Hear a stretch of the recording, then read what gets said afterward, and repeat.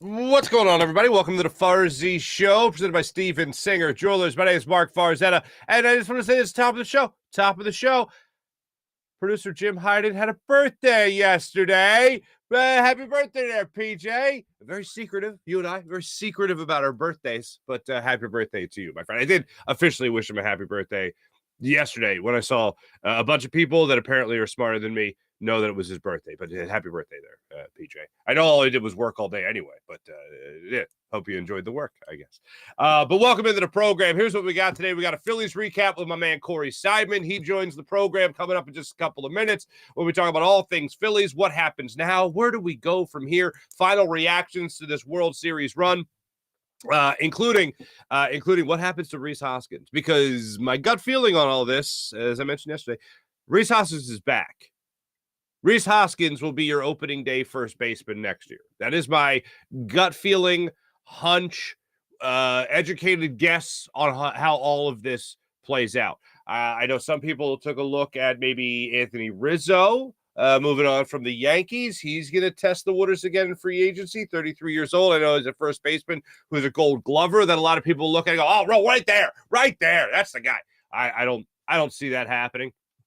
Corey Seidman brings up an interesting point as to whether or not Bryce Harper gets surgery, whether or not he's going to be ready come opening day. If he does play in the field a lot more next year, well, then guess what? You'll have an opportunity for Rhys Hoskins to be your designated hitter as opposed to your first baseman. I know a lot of people just want the Phillies to move on from Rhys Hoskins anyway, no matter what. Forget about DH. They just don't want to see him in a Phillies uniform anymore. I just don't think that's the route the Phillies go. So, we'll also talk about the Phillies having Aaron Nola opt into his $16 million player option for the following year, including club option for the following year. This upcoming season, Zach Eflin has opted out of the mutual option, and he will test the waters in free agency. And Gene Segura, team option. Thanks, but no thanks. They decline his team option for the 2023 season. So that leaves a lot to talk about with my man Corey Seidman. 76ers. Back in the hardwood last night as they took care of business against the PHX Suns, top team of the Western Conference. Joel Embiid makes his return, had a great quote, and it's what I was thinking anyway. But Joel Embiid, after a 33-point performance, and by the way, 37 minutes logged. We'll take a look at the box score in a second. But comes back to play in this game after having the flu, after dealing with a little bit of an injury. Comes out and plays there 37 minutes, 33 points. Does start to get drained as the game went on. Doc Rivers talked about that. We'll hear from Doc coming up in just a couple of minutes. But Joel Embiid said it after the game, and I was thinking it anyway. The Phillies season's over, so now it's extra focus on the 76ers. Phillies season's over. Sixers season starts right now. That's what Joel Embiid said after the game. Still fighting that cold, by the way. So I appreciate you guys joining me and watching me stick it out through all of this. But Joel Embiid said after the game, I think a very true statement, which is the focus now shifts to them. Eagles, hey, they got press conferences 6 days a week. They got a game once a week. Sixers are going to be playing like 3 times a week. We're going to be focusing on the Sixers for the vast majority of that time. And we want to see what they could do before the year turns to get serious in 2023. See where the positioning is lined up for this team. Then we start talking about the trade deadline and all that great stuff. But last night, let's start it off with those 76ers, because he did have Joel Embiid back, and you were facing the top team in the Western Conference, and you managed to jump out to a huge lead in this game. You opened it up to a 19-point lead in that first half. And midway through the first half, when you were up 16 points, Chris Paul has to leave the game due to injury. Sixers from that point on, you think would have just dominated. That wasn't the case. They end up losing that lead. They pull, and they allow the game to get even tighter. And then in that third quarter, you start to sweat a little bit. And then in the fourth quarter, you go through a 3-minute period without a field goal. And I love it. I absolutely love it. Kate Scott, bang, bang, George Niang, 7 threes in the game last night, tying a career high. And really throughout this game, despite the fact that my man was looking a little tired, Joel Embiid just looked like his old self. If watching this game last night, and there have been games, as I've pointed out, or the early goings of the season, where Joel Embiid has not looked himself. He's looked like a guy who had to play his way into shape. And I talked about it I believe it was a Friday show that I talked about it. And shortly thereafter, maybe a couple hours later, during a Sixers practice, Doc Rivers reveals that Joel Embiid had plantar fasciitis in the offseason and it affected his conditioning. Okay, fine. Joel Embiid did not look like he was in shape, did not look like he was ready to go. There's a decent reason why, to say the least, and he didn't look so good. Last night, after missing time with the flu, he comes back and he looks great. Gets the first bucket into the game, was going up against a pretty damn good center in DeAndre Ayton, and he goes out there and he drops 33 points. And he looked good from start to finish. He didn't look like he was all full of energy by that fourth quarter, but in terms of seeing him do what he does in a game, whether it's hit threes, whether it's take 10-foot jumpers, whether it's go to the rim hard and try to slam it down and get rebounds, he did all that for you last night. And the Sixers, I'll just say this. I know I needed to see that from the Sixers last night. Take a look right now at that box score for the Sixers, see what they were up to. One thing that I thought was interesting is that T. Thibault again, 10-plus minutes in the game for him last night. That's what he logged. A good game from Tobias Harris. He was very aggressive in this. Got you 21 points, 8 rebounds, 6 assists. How about that? And 33 and 10 for Joel Embiid as he notches the double-double. Tyrese Maxey, not his best night. 4 of 18 shooting, 0 for 4 from beyond the arc. He just had 11 points, and then there's George Niang. All 7 of his field goals were threes, and every one of his 21 points off the bench came via the three-pointer. That's how the math works. But the most comforting thing for me, it's not to just look at the box score. I want to give you that so you have information there. But it's not just the fact that they were able to do what they did statistically. It's the eye test to go back to it. Joel Embiid, for me, needed to pass an eye test this year. He played great against the Bulls, was clutch against the Bulls, and that was awesome. But coming back from the flu, I needed to see that full energy game. I got very close to it. And I'll give him an A+, despite the fact that the fourth quarter was a little tough in the fourth quarter. But despite that, you saw a guy that was out there doing much more than what I expected him to do coming back from the flu. So it was great to see that last night. And then Doc Rivers, after the game, evaluated Joel Embiid's performance, and here's what he had to say. So what did you think of Joel's return? How do you think he looked? I thought he looked good. I mean, he was, we literally told him, when you're tired, signal, come out. When you're fresh, get up and come in. The only time I put him in was that last stretch because they were going to make a run and we needed them on the floor. So I thought he was great. You could see early on, I thought he got better as the game went on. But down the stretch, he was gas. Certainly looked like that to me as well. Now, there's an interesting thing that happened and this is away from Joel Embiid. So Chris Paul goes down with about 6:30 left in the second quarter. Maybe 30 seconds. So they stop the game. He goes out. Stop the game. About 30 seconds later, ref's running down the sideline there, and he's running right in front of the Sixers. And some fan has his legs stretched out and trips the referee. Referee goes on a little tumble. Upon further review, that fan was Meek Mill. Meek Mill tripped up the referee during last night's basketball game. This is a fun little thing to point out in last night's game. Ref was fine, got up, he continued to play because he's a ref and he's tough. And then finally this. I am hardly in the mindset of when you're struggling, keep shooting. I have never agreed with that mindset in basketball. There are people like a JJ Redick that that's what you're on the floor for. So keep shooting. And that's what he did throughout his entire career. Even the nights you're struggling to keep shooting. Tyrese Maxey, for me, it doesn't come down to shooting a bunch of threes. He shot 4 last night. He didn't hit one of them. That's fine. Watching the game, he just kind of looked out of sync. He looked out of rhythm. For Maxey, I don't think that type of philosophy applies in terms of the unconscious shooter, the guy that plays without a conscience. Just keeps on going, the next one's going in. Maxey's game can be so old school, and he has that gear about him that I want to continue to see throughout his career. And the gear is this. he keeps attacking the rim like you used to see all the time in the 90s. I know when people talk about the 90s, they always talk about back to the basket centers and all that stuff. No. I'm talking about a guard that will penetrate, get to the rim, get fouled, get the N1 opportunity. And that's how Tyrese Maxey plays a lot of his game. And when he goes into that gear of just being aggressive and attacking the rim, that I think is the best version of Tyrese Maxey. Sure, hey, if he's going to shoot 3 for 7 from beyond the arc, whatever it might be throughout his career, that's great too. But the idea that shot's not falling for him and he keeps driving the lane, he keeps trying to get contact, he keeps trying to go to the line, that's ultimately a great way for him to play because he has both options. If he's out from beyond the arc, which we've seen him at, he can continue to do that. If it's not there, like it wasn't last night, you could see him continue to be aggressive. I think the end one part of the game is something that I miss just ridiculously because I love that style of basketball. And yeah, this is exciting and everyone's shooting threes all the time. That's right. I understand the new thing, but it's fine.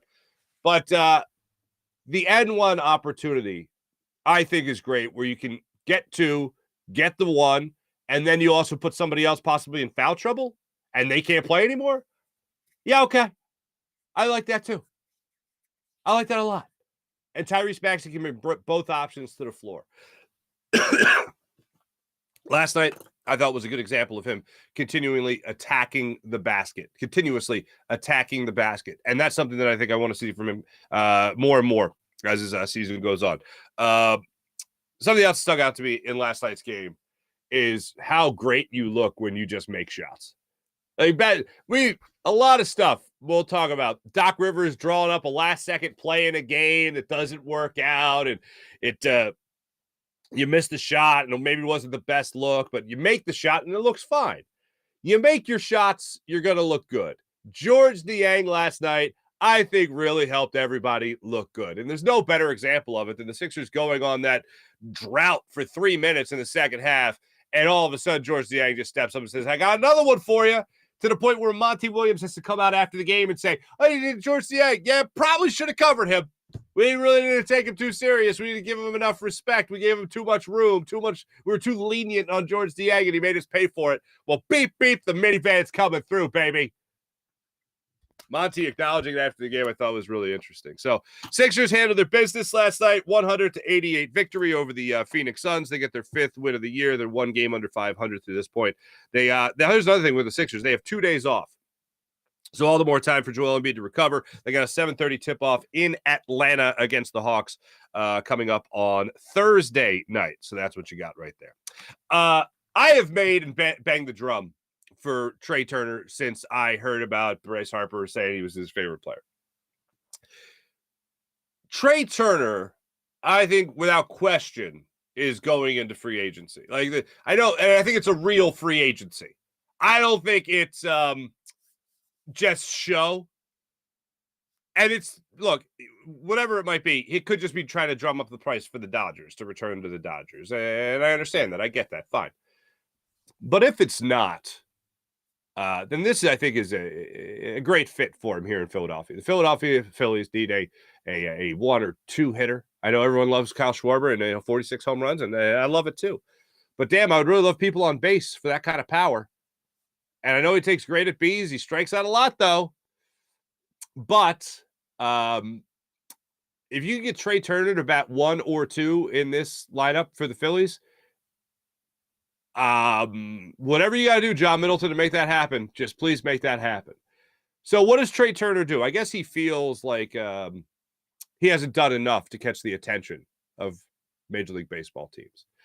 So apparently, according to Jeff Passan, Trea Turner put out a 2-minute and 30-second sizzle reel, essentially a highlight and hype reel. Now, I say hype reel because it's not just highlights of Trea Turner.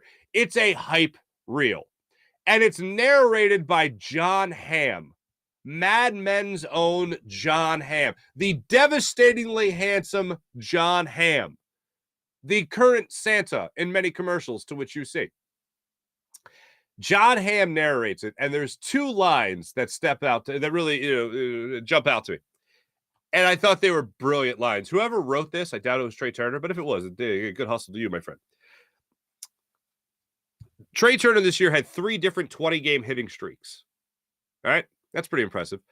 They follow that stat with the line, and this is from John Hamm, this guy is as close to slump-proof as it gets. And I just was like, that's okay. I like that. And it's true. It's true.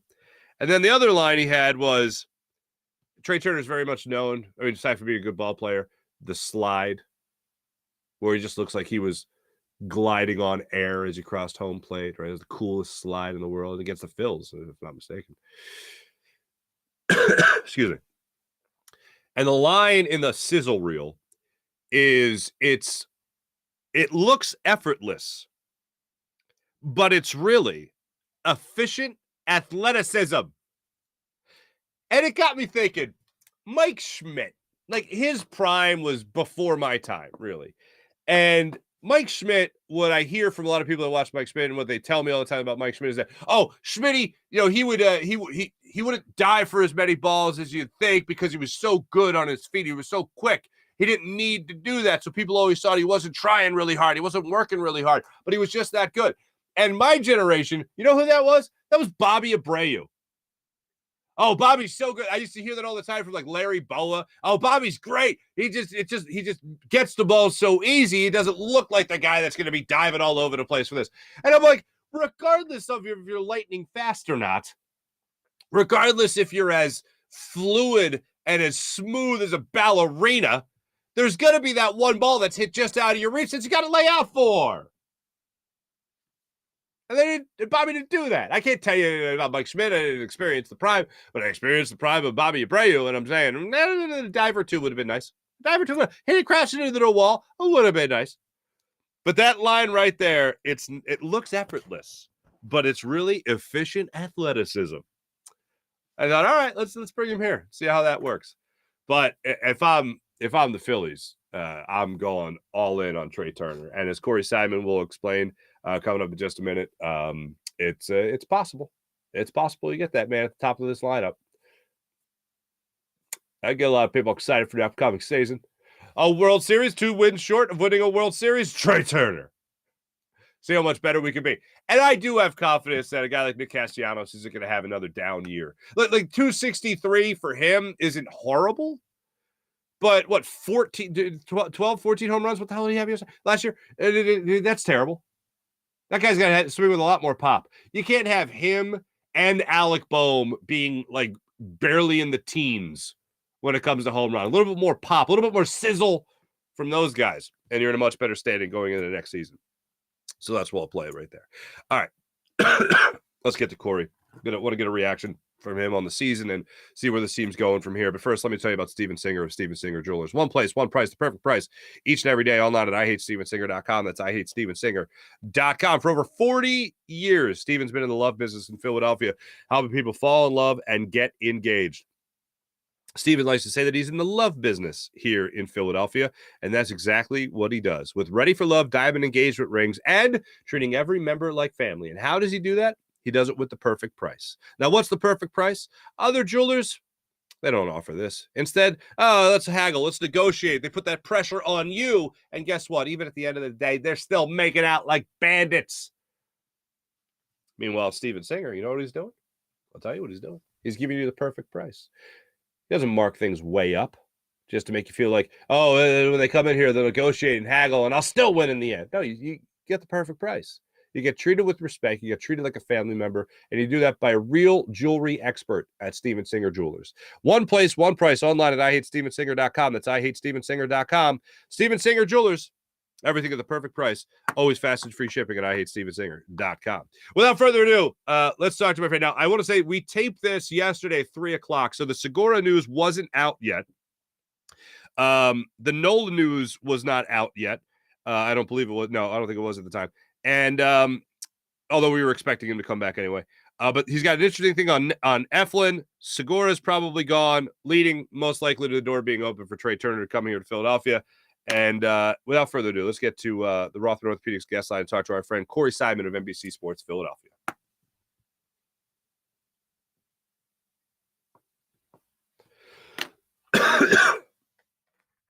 Roth Mid-Orthopedics guest line from NBC Sports Philadelphia, Phillies Talk podcast. Read all the stuff on the My Teams app at NBCSportsPhiladelphia.com. The great Corey Seidman. Corey, how are you, my friend? I'm great, Mark. It's a beautiful day here in early November after the longest season in Phillies history.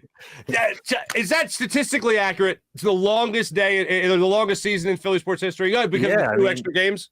Well, November 5th, I believe that November 5th was the latest that a World Series game had ever been played, if not one day shy of it. But yeah, this thing just went on and on and on. I mean, you and I were talking that it felt like the regular season ended 6 months ago, just based on this team's trajectory, all the ups and downs and different storylines of this playoff run. I mean, you had guys at the beginning of the playoff run who were seen as heroes that went south. You had guys who were GOATs at the beginning that started producing toward the end. So this postseason run, it had it all except for a championship for the Phils. Yeah, unfortunately. That's interesting because, again, you and I were talking before I hit the old record button there. And one of the things you brought up was the idea of how long it was. And I said, wow, that's amazing. And I think what it was mainly perspective. Like when Rob Thompson, when they clinched the playoff spot, when he was in the dugout or was in the clubhouse, he said, hey, 13 more wins, guys. And everybody went nuts. And I went, that's adorable. Good for you. And I didn't think they'd go to the World Series. But it was like, oh, my God, they did beat the Cardinals. I thought they could. I thought they would, but they did. And then, okay, the Braves will beat the Phillies, and that'll be that. But, oh, my God, they beat the Braves. And I was like, well, they'll get out-destinied by another team of destiny in the Padres. And like, nope, beat them in, 4 games. And then they were 5 games. And then it was, of course, they're 2 wins shy of the World Series. So it felt like as expectations grew and they changed, it just made it seem a lot longer. Yeah, well, to kind of go through it. So once they got past the Cardinals, I thought they had a decent shot against the Braves because the thing that I kept pointing to was that over the last 4 seasons where the Braves have been winning division title after division title, the Phillies were only a game or 2 under 500 against the Braves over that entire span. So, they had been a dominant team, but the Phillies went into that series knowing we can go toe-to-toe with these guys. We can win 3 out of 5. We can win 3 out of 4. And then once they got past the Braves, I didn't see the Padres as a really huge threat. I kind of looked at the Padres. If you remember all the way back, like in 2008, when the Phillies ended up facing the Rays instead of that really good Red Sox team that a lot of people pointed to as maybe being better than the Rays. That's kind of the way I saw this NLCS, where the Phillies were up against the Padres as opposed to the Dodgers or the Mets, the far superior teams they could have faced just based on the way that the playoffs panned out. And then obviously they just dominated the Padres at home in that NLCS. Once they got to the World Series, I still didn't think that they were going to win. The Astros were the better team on paper, and we certainly saw that play out. I thought the Astros had more pitching. I mean, the thing I kept saying is that they have the Astros have 2 different starting rotations. Really, they have as many as 10 guys who would start in most teams' rotations, but that's just how deep they are that they didn't need them. But once the Phillies win game 1, expectations change. Once they win game 3 the way they did, then, I looked at the odds the following morning. Their odds to win the World Series at that point were right around the same as what the Astros were to begin the World Series. So at that point, you're thinking up 2-1 at home, 2 more home games. They're probably they have a good shot at winning at least 1 more of these. Then I think that's when a lot of the city just really bought in, like, wow, this is going to happen. This is a team of destiny. But it reminded, I think, a lot of people that while there may be momentum within the course of a baseball game, like if you have a shutdown inning that can give you momentum within a game, it really doesn't translate day to day. It really doesn't. I mean, it just depends on the pitching staff of the team you're facing, because the Phillies had as much momentum as you could possibly want, homering 5 times, winning 7-0 in a real just beatdown of the Astros in game 3. And then Christian Javier completely shut them down in game 4. And that carried through the end of the series. The Phillies went 9 for 98 over the final 3.5 games of the World Series, hitting below 100. So there's a lot of things you can point to that went wrong. Obviously, the Zach Wheeler decision will be debated all offseason, but I think the bottom line is they didn't hit enough. Even if Wheeler stayed in that game, were they going to score more than 1 run? The Phillies just couldn't push enough across against that Astros bullpen. Mm-hmm. Now, let's stay on that for a second, because I want to eventually close the book on this season and start looking ahead to next season. But Rob Thompson taking out Zach Wheeler, I agree. They didn't win this series because they didn't hit. They didn't hit, and their aces, other than Wheeler in that final game of the series in Game 6, didn't deal. Nola didn't deal in his 2 starts, and of course Wheeler didn't deal in his the second start of this series, or excuse me, the first start for him in this series in Game 2. Would you, if you were sitting next to Rob Thompson and he says, "Hey, what do I do here?" Do you say leave Wheeler in, or do you say go to Alvarez? Yeah, I would have left Wheeler in. Alvarado. You would have left Wheeler in. Okay. I would have left Wheeler in that situation. I don't think it was second guessing. I think when Thompson came out to the mound at first, it didn't really dawn on me that a pitching change was going to be made. I was sitting in the press box at Minute Maid Park in Houston. Like, I didn't see Alvarado warming up from my vantage point. I didn't see that he was warming up. So he might have been shown on TV, but I didn't have access to that where I was. Wheeler was at 70 pitches, as we all know. He had been dealing. There really wasn't much hard contact. There was a ball that was hit up the middle in that inning that would have been a ground ball out if the infield was aligned slightly differently. I know that Thompson went to Alvarado all throughout the playoffs early in games, especially in the World Series, and that it worked in Game 1. You went to Alvarado in the middle of Game 1. You went to Suarez the next time that left-handed pocket came up when it was Alvarez, Bregman, Tucker again. But Wheeler was just, it looked to me like he was in control. The velocity was up. He was 98, 99 the first couple innings, maintaining the velocity around 97. Beyond that, the spin on his curveball was significantly up. Spin on his curveball and slider were both significantly up compared to the regular season, which you can track in real time now, which that tells me the guy was feeling it. He was healthy. He had 2 extra days of rest. He's the best pitcher on your staff. And while Alvarado has been so good for so long since being recalled from the minor leagues, he did stumble earlier in this series. You know, he is prone to bouts of wildness. There was a runner in scoring position where a wild pitch brings in a run. Alvarado is much more prone to throwing a wild pitch than Zach Wheeler is. I just think that for all those reasons, I would have kept Wheeler in there, a couple more batters. However, I just do think that the thing that brings it all full circle and home for me is that, like, it really just all depends on how the pitcher performs in that situation. If Alvarado gets a double play ball, we're not talking about this. If in Game 1, if Alvarado doesn't do his job, then we're not talking about Rob Thompson pushing all the right buttons. So it kind of goes both ways. But I just think that in the end, the better team won. I do think, though, that it's fair to criticize the Zach Wheeler decision. And I think it's fair to criticize it for months and months. I will say, though, that, like, some people are framing it as like an analytics conversation. I don't think that's what this was. I think this was partially, okay, looking at this guy might be better with this pitch type against this hitter in this situation. But I think mostly it's guys following their instinct in the dugout, Rob Thompson following his instinct. Yeah, the thing that got me was after the game, Rob Thompson's explanation was literally why I would have left Zach Wheeler in the game. After the game, he was like, well, I thought he still had his good stuff and he was looking good, but I just like the matchup. And it's like, hold on a second. Your ace pitcher that you literally gave 2 days extra rest to was looking good, and you thought, now's the time to make the change. That's the thing to me that just went, I'd rather you tell me I just didn't like it. I didn't like the setup at all without telling me the part about how he still had his stuff, because that just reaffirmed for why I would leave him in the game. Yeah, and JT Realmuto, his quote was, Zach had lightning bolts coming out of his arm tonight. He said it was the best fastball that he thought Wheeler had all season, the way he was commanding it, not even just the velocity, just going in and out with it. So, yeah, it's something that we're going to lament here for months. And at the end of the day, though, I mean, not that it matters. What matters is that the Phillies lost Game 6 and all that, but it was promising to see that Wheeler, with all this this narrative swirling around him, is the elbow okay? Is the knee okay? Is he hurt? He showed that he was in good shape in that last start. Unless it was just pure adrenaline, I mean, that should make the Phillies feel pretty good heading into this offseason. Hopefully we'll hear soon, whether there's anything he's going to change about his offseason program or needs to. But, Wheeler and Nola, 2 humongous workloads again this season. You wanted more out of Nola in the World Series, no doubt. He would have been in line to pitch in Game 7, because if the Phillies would have won Game 6, it would have involved Ranger Suarez in some way. So you would have seen Nola in Game 7. But those 2 guys, they really helped the Phillies throughout October into November. But if the Phillies got slightly more out of Nola, if they got slightly more out of a lot of different guys on the roster, series turns out differently. And obviously that Chas McCormick play. If Chas McCormick doesn't catch that ball, if it goes off the wall, if JT Realmuto hits a triple to lead off that inning, maybe the Phillies win Game 5, maybe everything changes, but game of inches, All right, last one, less controversial. Why was Kyle Schwarber bunting? Why did that happen? Why did that happen? I don't know. The only thing I can think of is that at that point in the game, you're thinking that even if I hit a home run here, it doesn't necessarily matter. Just get on base. They're not playing me to bunt. They might be back. That's the only thing I can think of. Yeah, I went to the same thing, and then I went, but there's 2 strikes, there's 2 out, what's happening? Anyway, that's one I'll replay in my mind in that same type of delivery. Why? Anyway, you put out a tweet that, I'll be honest with you, Corey, it got me in the feels. It got me in the feels because it had sentimental value to it. I want to mention this, and I talked about it on yesterday's show, but bottom line here is, how will this team be remembered? And it's a difficult question, because it wasn't like ultimately when the season started, this was some vast underdog team. And for the people on the podcast, here's the tweet. One of the wildest runs in Philly sports history is over. I wonder how this team will be remembered over time once the sting subsides. And I love that you added that part. They were a team that went that went over the luxury tax, top payroll team type deal, in the upper tier there. And they had guys that were supposed to mash in this lineup. They had two aces. Nola, obviously, a little bit of question mark going into the season, but they were supposed to be a contending team.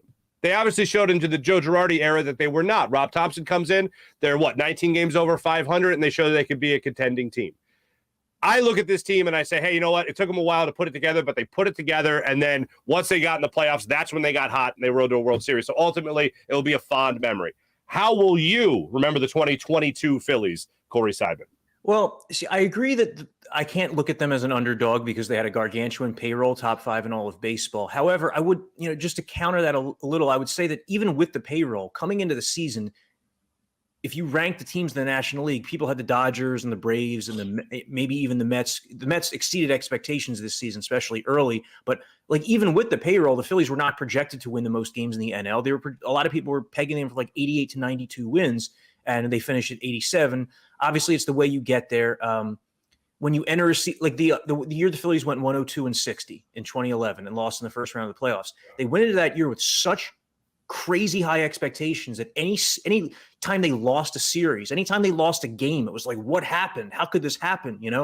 It wasn't the same way with this year's Philly. So in that regard, it was a wild, unexpected ride, even with the high payroll. I had just been thinking about that a lot in recent days. How's this team going to be remembered? Because, I was 4 years old in 1993, so I was too young to really understand how that team just grabbed hold of the city and how everybody got everybody felt like it was part of their extended family. I was a little too young to experience that, but I experienced the way that the city's talked about that team in the years since. And obviously that was a team of a bygone era, a lot of personalities in that clubhouse that could never exist in 2022.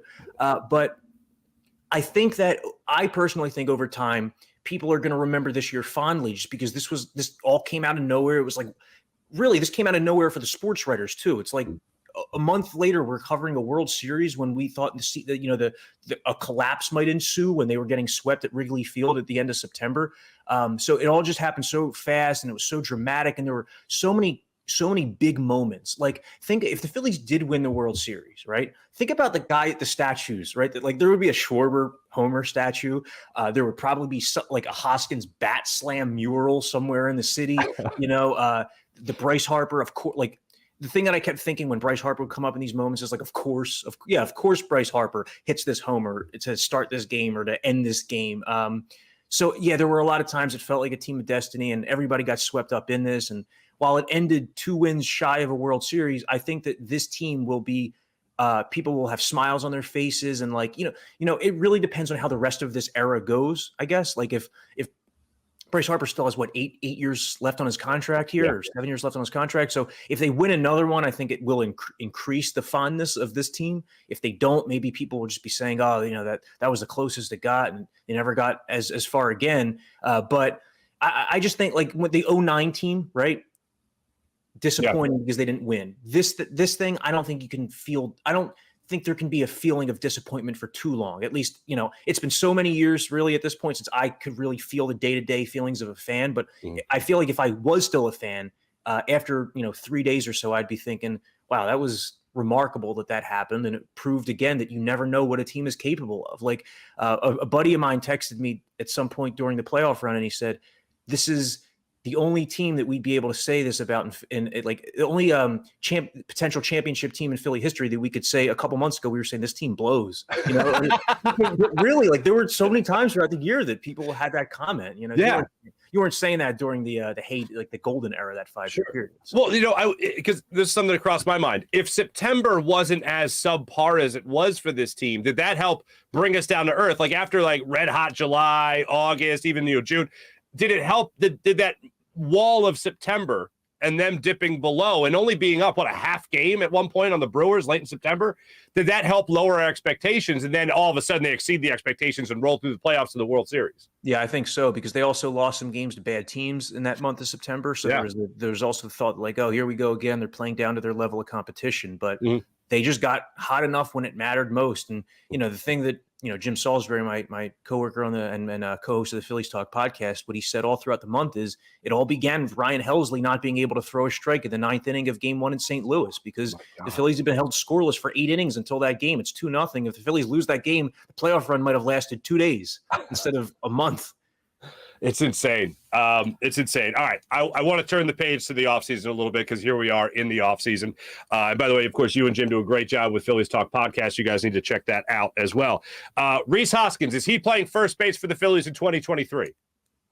I would say like 60-40, yes. There's a lot of factors to consider. So he is going into his final arbitration year. So if a team were to trade for him, they'd only be getting one guaranteed year of Rhys Hoskins.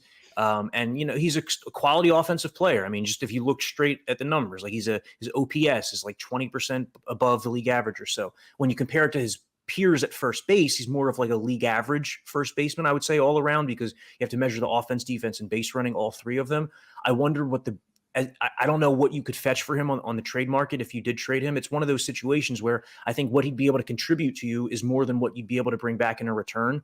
Another consideration is what happens with Bryce Harper. If Bryce Harper, does he need surgery? Is he going to be able to play the field early next season? How long? If he can't, is he going to be DHing for the first couple months of the season? Because if Harper is not needed to be the everyday DH, that opens up more DH opportunity for Hoskins. So maybe you could sign another hitter who could play some first base, or, there's a lot of different things that go into it. But I just think it comes down to, you don't make a trade unless you feel like it's a good trade. You don't make a trade unless you feel like it's a good trade and you have somebody else who can step into that spot and produce as much, if not more. But there's no question the Phillies need more out of Hoskins among other guys in the World Series. All right. Agree, disagree, whatever. I don't think Derek Hall is ready for an everyday first baseman role. Do you? I don't know. I mean, they didn't play him at first base when he was here. He DH'd. I think he might have only played a couple innings of first base in total, which told you that they didn't think he was a better defensive option than Hoskins. I think probably the best role for Derek Hall is what we saw him in this season. But then again, this is a guy who's been outperforming expectations really at every level of his career. So it wouldn't shock me if Derek Hall advances into something more than this. Fair enough. Zach Eflin, testing the waters of free agency now. He's been granted his free agency. Do you think he'll come back to the Phillies eventually? I know it depends on what he's offered, but what does your gut tell you? I could see him coming back. I mean, there's enough people in the organization that like him, and he has so many people in his organization that have had his back over the years and have seen what the best version of Zach Eflin looks like. Because over the years, we've seen what that is. The best version of Zach Eflin is a guy who can go 7 innings, 2 runs in quick fashion, get a lot of ground balls, miss bats. He's gotten better. His repertoire has gotten better over the years, but obviously, he has not been able to stay healthy enough. This was a big year for him going into his walk year. If he had 30 starts under his belt, if he pitched 170 plus innings, he might be looking at like 4+ years at $15 million plus a year, but instead he's more of a candidate, I think, for a prove it deal, like a 1-year deal, maybe a higher AAV than usual. Maybe it's an incentive based option for year 2, if based on how many innings or starts that he completes. I really think it's just going to depend on how his market shapes up. I could totally see him coming back to the Phillies on a short-term deal like that. But it only takes one team. If like the Minnesota Twins come out and say, we'll give Zach Eflin 3 years, $39 million. Well, he might be stupid not to take that. So sure. I think there's a decent chance he comes back, but the Phillies have, whether he comes back or does not come back, the Phillies have multiple spots to address in the rotation, because Syndergaard's also a free agent. Kyle Gibson also a free agent. How about that Gene Segura fella, Clutch Gene? Is he back at second base next year? I don't think so. The option, they haven't, as we sit down to do this, they haven't made a decision on the option yet, but it's not expected that they're going to pick it up. It's a pricey option. I think it's like $17 million or so. Segura has his strengths, and I do think that Gene Segura next year is going to hit 290 plus, because they're getting rid of the shift. So Gene Segura is a guy who can spray the ball all around, can hit there are a lot of times he hits a ball up the middle that gets gobbled up because the guy's playing behind the second base bag, and those are going to be hits next year. It's a lot of guys who are going to have higher batting averages, Kyle Schwarber included. But I see that as a position where the Phillies can really stand to upgrade. You can put Bryson Stott at second base and sign Trea Turner, or sign Xander Bogaerts, or sign Carlos Correa. Some of these guys are the top free agents in the market. Trea Turner obviously has been connected to the Phillies for months at this point. Bryce Harper's made comments about the guy, former teammate in Washington. So I see that as a place where the Phillies can really upgrade. If Stott plays second base every day, and you sign a shortstop. Gene Segura has there are benefits to having a guy like that on your team. But when you start to think, how can they push this forward? That's a spot they can. Yeah, look, you talked about people using an analytical argument. This is the opposite of that. I just heard Bryce Harper on your network on NBC Sports Philly mentioned in the broadcast booth, well, Trea Turner is my favorite player. And right away, I went to JT Realmuto, and I was like, well, he's here now, and Harper loves him. So if de facto, you got Trea Turner coming to Philly. Do you think that's, I'll use the word likely, is it more likely than not that the Phillies pick up Trea Turner? When you're up against the field, it's hard to say it's more likely than not, but I'd give him a decent chance. I mean, you start to look at everybody who does offseason predictions and rankings of free agents and where guys are going to end up. Next to Trea Turner's name, everybody has the Phillies as like the first or second team listed. It's for good reason. It's an obvious place they can upgrade. There's the connection that the superstar player has made, and to your point, when Bryce Harper speaks, people listen. It fills such a role. It fills such a hole on this team in multiple ways. You could lead him off. You could put Schwarber in more of a run producing spot, or you could continue to lead Schwarber off and have Trea Turner bat too. So you could go lefty Schwarber, righty Turner, lefty Harper, righty Realmuto. It improves the defense and it makes you better as a base running team. And he's a really consistent offensive player, man. He hits for high average, hits a lot of doubles, hits for a lot of power. The thing with Trea Turner is, like, if you're the Dodgers, why wouldn't you try to re-sign him? They have seemingly unlimited funds. Like, if they offer him $350 million over 10 years, is he going to take that? The Phillies do have a lot of money coming off the payroll, though. Like, I wrote this article today at NBCSportsPhiladelphia.com. So you have between Gene Segura and Didi Gregorius, who, he was been gone for months, but now his contract is officially expired. Those two guys alone free up $30 million. Okay. Then you add on the other guys who become free agents, like a Corey Knebel and Gibson and Syndergaard, and David Robertson, Brad Hand, Jeurys Familia, all these guys.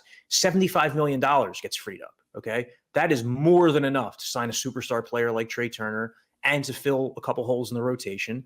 And when you think about how this team has spent over the years, John Middleton said for several years, when we feel that there's an opportunity to really make a run, that's when we're going to exceed the luxury tax. They did that this past offseason, and then they made a run. I would think would only embolden them to spend more. So yeah, I think that this is going to be a pretty exciting offseason for Phillies fans. I can't wait. Last name I'm going to throw at you is Jacob deGrom. I mean, I don't know why my hunch tells me he's just going back to New York anyway, but what's your feeling on deGrom? I don't see it. Maybe like a Carlos Rodon of the Giants could be a guy, high level pitcher that you could potentially go after. But like, at no point in this process have I thought that Jacob deGrom would be coming to the Phillies. I guess anything's possible. Right. It just seems like he'll return to the Mets. Anything can happen, but I haven't really thought about that until this very conversation. Anybody would love to have a guy like that. It's really going to be fascinating to see what kind of contract he gets, because he's amazing when he's on the field. But there's also the perception has only grown over the last couple of years that he can't stay healthy, that, is this guy a real true horse in the Max Scherzer sense, or even the Zach Wheeler sense these days? So that'll be very interesting to see. But the Mets also, you think about that, right? The Mets just signed Edwin Diaz. They're closer to a 5-year contract to come back. They're going to be desperate. They spent all that money last offseason, had a great year, spent most of the year in first place, didn't finish in first place. We're one and done, in the playoffs. So they're going to be aggressive this offseason, them and the Braves. And the Phillies got to make moves to because you can't just assume that because you made the World Series this year that it's going to be the same next year. Mm-hmm. Throughout our lifetimes, right? I think back to the 2004 Eagles. I was never more certain that a team was going back the next year than when that team lost in the Super Bowl. But it can go sideways for a lot of different reasons. Certainly. All right, let's get down to the nitty gritty now. Do you look as a huge soup guy, like you love your soup? Do you look forward to the winter months more than ever? And like when it's a fall day, like it was on this Monday that we taped this interview, and it's like 90 degrees outside, are you like super disappointed that you don't get like your prime, like you lose a prime soup day essentially in prime soup season? No? It's a very good point. There are trade-offs in life every day, good weather, but you lose a good soup day. I will say I appreciate the wintertime for that reason. Mostly because I'm a big, Uber Eats, Grubhub kind of guy. Oh, okay. And there isn't as much of a soup selection in the summer. You're really limited. So like today I had a nice pasta fagioli. Right? Did I say that right? You guys are very good. Yes. Okay, yeah. I had a cup of that earlier, but in fact I might have a second cup after we finish. Oh, you work up an appetite talking baseball. You know what I'm saying? Yes, sir. That's great. Guys, if you weren't following Corey Seidman, and I'm sure you were already, but if you weren't, what are you doing with your life? That's all I ask, all right? Follow Corey Seidman there on the old social media on Twitter. Phillies Talk Podcast does a phenomenal job with it. I've referenced the show a number of times on this program that he does with, of course, Jim Salisbury. And make sure you guys give him a follow there on Twitter, reading all his stuff on the My Teams app and NBCSportsPhiladelphia.com. Corey, till we speak again, my friend, thank you so much. Thanks a lot, Farzy. My pleasure. Absolutely. Corey Seidman joining us on the Rothman Orthopedics. Corey Seidman, right there. He loves his soup, folks. There are stories people tell of the soups, that soupy sides. Corey Seidman has crushed. There's him and Phillies producer Sean Kane. First off, two of the nicest people you can ever come across. I don't know who's done this, and I think I've told the story before, but Corey has sat down and had 3 soups in one sitting, as has Sean Kane. I'll stick with Corey here because he's our guest. Our desks were rather close to one another at you worked next to me at NBC, and we get to talking and whatever. Hey, what are you doing? Doing this. Okay, what are you doing tonight? He's like, I'm just you gotta sit down, watch the game tonight, and I got order some food, couple soups, have a good night. And I was like, a couple soups? And he's like, oh yeah, I'll order a couple soups. I really like soups.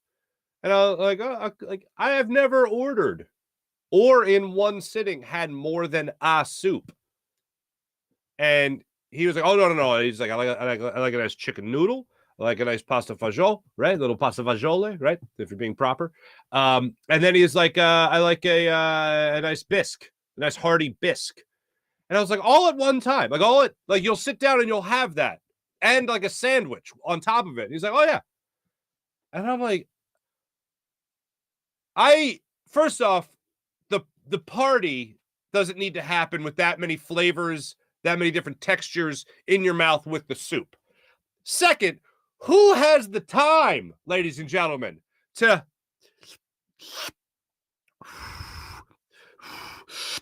like, that's a lot of soup. That's a lot of like that. Oh, hot. I guess by the last one, it's cooled off. I think about this way too much, but that's how my mind operates. Again, it's Family Guy brain. But the man loves his soup. How about Manscaped? That's a transition. What's up with Manscaped? I'll tell you what's up with Manscaped. I'll tell you what's up with Manscaped. Manscaped.com, 20% off and free shipping from Manscaped. Manscaped.com. We'll use promo code Farzy at Manscaped.com. Join 4 million men worldwide who use Manscaped, especially their Platinum Package 4.0. Platinum Package 4.0, which includes their amazing lawnmower and also their Weed Whacker ear and nose hair trimmer. And they both come with skin-safe technology that helps reduce the risk of nicks so you can manscape with confidence and comfort. That's why you got to trust Manscaped, like 4 million men worldwide. And they're insane, absolutely insane deal. 20% off with promo code Farzy.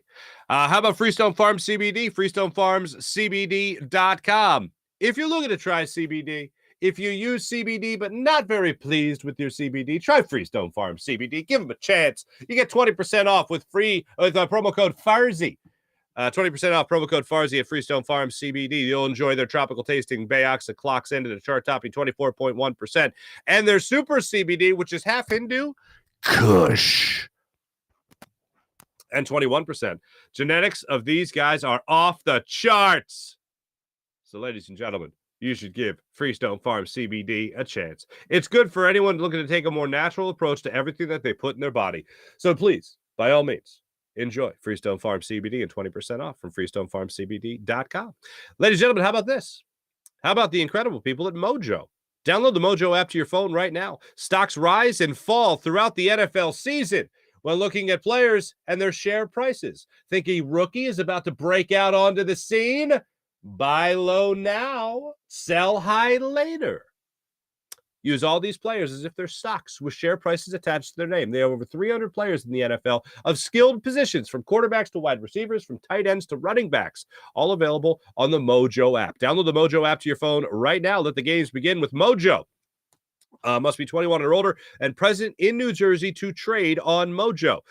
Use Mojo and let the games begin. And also $10,000 of share price is available right now at Mojo when you check out Mojo at mojo.com. Must be 21 or older. Gambling problem? Call 1-800-GAMBLER. How about PHL Sports Station, Philadelphia Sports Station, enhancing your Philadelphia sports fan experience across all social media and blogs. That's phlsportstation.com. Let's jump into the chat check. See how you beautiful people are doing on this fine morning. Oh, we got a poll question going, courtesy of PJ. How will you remember this Phillies team? Fondly or indifferent? Fondly. I will definitely go with fondly. Boop. And that's in the lead with 83% of the vote. Lincoln's Hawk. Great name. Phillies in 9. All right. Morning, April. She leads us off. Good morning, April. Sean Gillespie, good morning. Mally. What's up, Mally? Nice to see you. Sean, everyone say hello. April saying hello. Everyone saying hello. April, Mark, go to Starbucks. Order a medicine ball. It is magical and will help your cough. A medicine ball. Medicine ball. So here's where we're at in the household right now with the kids and my man Ari, the Cardinals fan who listens to the show. He was identifying April the same as you were with the fact that kids are just germ factories and everyone gets sick once the kid gets sick. My daughter started coughing and it was like the distinct cough where it was like, oh, she didn't have something in her throat. It was just coughing like, oh, she's sick now. This is great. Now we're all going to be sick. Here's where it's evolved. My daughter might have pink eye. She might have pink eye. There's maybe some hints at pink eye late in the day yesterday. So now we're all going to get pink eye. That's where we're at right now in this household. Good times. It evolves. Nature finds a way. Anyway, all right. But thank you, April. I'll give it a shot. Mally, Mark, got to do this. Clean his bong and change the water. Oh, Mally, thank you. I haven't cleaned my bong since college. I always used to laugh when my roommates would clean their ginormous bongs in college. Old tattoo hair of Duck Rivers. Sean, you're the first tattoo hair reference of that's the first clip we've played of Doc Rivers. And Mally, you're the first reference of tattooed hair. April, I believe the kids are gross. I agree. There's no denying it. Ray Fitzgerald, why does Tucker get all his playing time over Harrell? Harrell, I think, can put up better numbers. I don't know. I think there's just some better grit. I don't know. Harrell's got grit too. I want to see what Tucker's got. I'd rather ride that out. Maybe Harrell eventually doesn't come off the bench. Maybe he gets a little bit more minutes than Tucker in a lot of those situations. But I want to see where they go with Tucker. I actually agree with Doc Rivers on giving more minutes to Tucker last night. And how about this? Paul Reed, your official backup setter, getting backup minutes again last night. Lincoln's Hawk, there it is. Ray Fitzgerald, you don't see defense in the NBA till playoff time. That's true. Ray Fitzgerald, Eflin be an okay number 5. I don't necessarily disagree with that. I do know that Dave Dombrowski, like one of the first people that I remember him gushing over when he took over baseball ops for the Phils was Zach Eflin and what Zach Eflin brings to the table. James Heenan. Welcome, James. We need a first baseman that can field and that can hit consistently. I agree with that. Who is that? Because even the Anthony Rizzo, he had a lower batting average last year. I believe he had a lower on base percentage last year. And I believe he had fewer home runs than Rhys Hoskins as well. He is a Gold Glove first baseman, though. He played 40 games at first base for the Yankees last year. No, he didn't win a Gold Glove last year, but I'm just saying he still plays first base.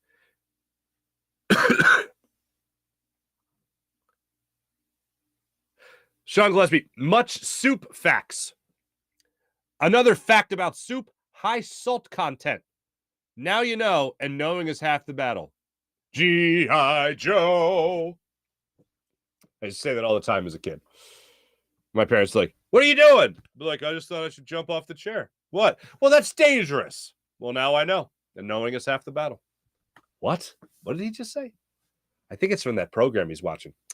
Anyway, PJ, I wouldn't be able to walk after multiple soups. It really is nuts It really is. Soup is a lot more filling, like, because it's all liquid. You know, you're drinking like a bunch of water with like meat in it. Like, no thanks. I like a nice stew. A stew's a fine meal. I don't know if I've ever told you guys about this before, but there's a soup that you make with like squirrel, like escarole. For those that don't know, like the Italian wedding soup, the leaves in there, the green in there is called escarole, right?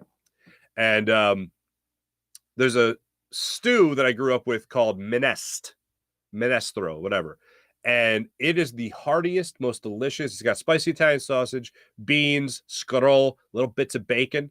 You fry that up all nice. You throw that in the soup, the stew, whatever. Nice big hunk of like calabrese bread or like nice hearty Italian bread. Little locatelli, pecorino romano. Oh, it's the best thing ever. My wife made something similar to it a couple of weeks ago. It was fantastic. Toots just kills it on the soups. But anyway. Thanks to everybody in the chat check. You guys are great as per usual. We're going to move on to the morning rush brought to you by Sky Motorcars, SkyMotorcars.com. Sixers back at it, like I said, Thursday night against the Hawks, 7:30 tip-off in Atlanta. Joel Embiid, I wanted to make sure I got this in. Joel Embiid last night on his performance as well as how their season officially starts right now. So the Sixers, in essence, are 1-0 on the post-Phillies Sixers season. I was okay. I didn't shoot well from the field. Under 50%, so I just got to get back to myself and be aggressive. But as a team, I thought we missed a lot of easy shots and a lot of wide open shots. But defensively, we were pretty good. Tonight, our season started tonight, so the Phillies are done. So I enjoy watching them. So our season started tonight. The other games don't count. Yeah, I'm there for it. All right, 1-0, post Phillies and Joel Embiid in the lineup. Sixers, not 5-6, 1-0, making a note of it. Flyers back at it tonight against the Blues at home, 7 o'clock face off.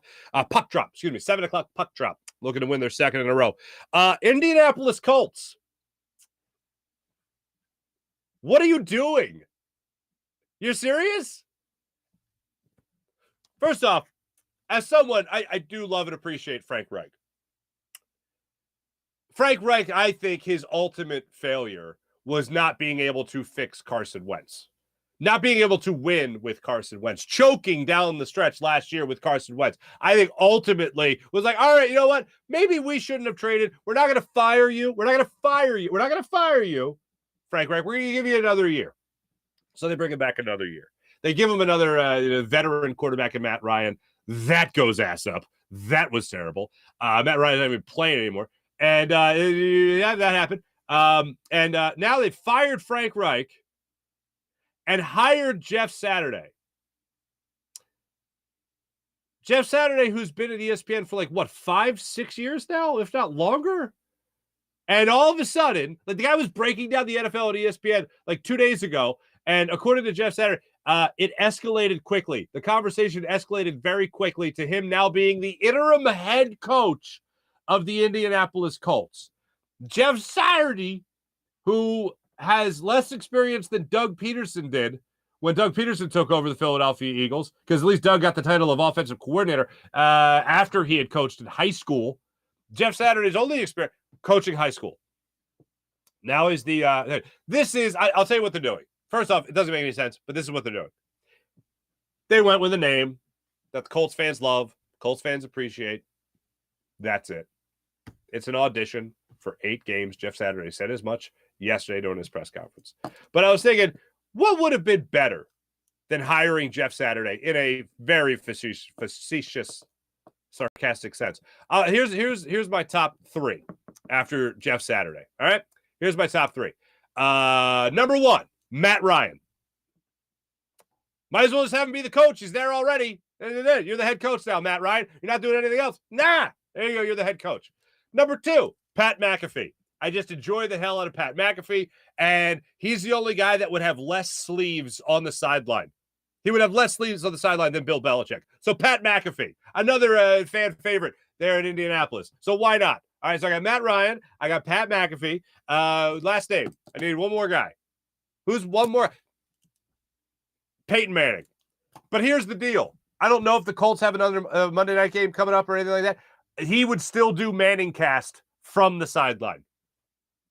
He would still do Manning cast with Eli. He'd be on headset. He'd call plays in one headset, in one microphone, and then he'd flip that down and then talk about what an idiot the head coach is of the Colts. And then he'd go back and call the play. And then he'd go back to the Manning cast and like interview Jalen Hurts or something. And then he'd go away. And then he'd come back and he'd interview, I don't know, Obama. And then he'd come back and call a play. Those are the three people that I think would have been better choices. Matt Ryan, Pat McAfee, and Peyton Manning. But the clause in the contract is Peyton Manning still does Manning cast as he calls plays for the Indianapolis Colts. Jeff Saturday would be fourth on that list. One name I did see was DeMeco Ryans. Now that's a serious candidate right there. Now the defensive coordinator, former Eagles linebacker, as we all know, DeMeco Ryans, now the defensive coordinator of the 49ers. Interesting. Chip Kelly used to call him Mufasa. There you go. So that's just who I think would do great. Speaking of football, Saints lost again last night. They lost to the Baltimore Ravens. So the Saints dropped to 3-6 on the season. And as we all know, the Philadelphia Eagles own the Saints' first round pick. So, dear Saints, keep on sucking. There you go. That's the Morning Rush brought to you by Sky Motorcars, SkyMotorcars.com. Hope you guys have a wonderful rest of your Tuesday and all that. If you're going out to vote, be safe. Do what you do. Let's do America right. Yeah. All right. Anyway, have a great rest of your day, everybody. It's Mark Farzetta. The belated birthday boy, Jim Hyden, produced the program, did a wonderful job. My thanks to Corey Seidman for joining us, breaking down all things Phillies. This is a Buzz Sports Entertainment production. My name is Mark Farzetta from the Steven Singer Studios. Have a great rest of your day, everybody. Talk to you tomorrow. See ya.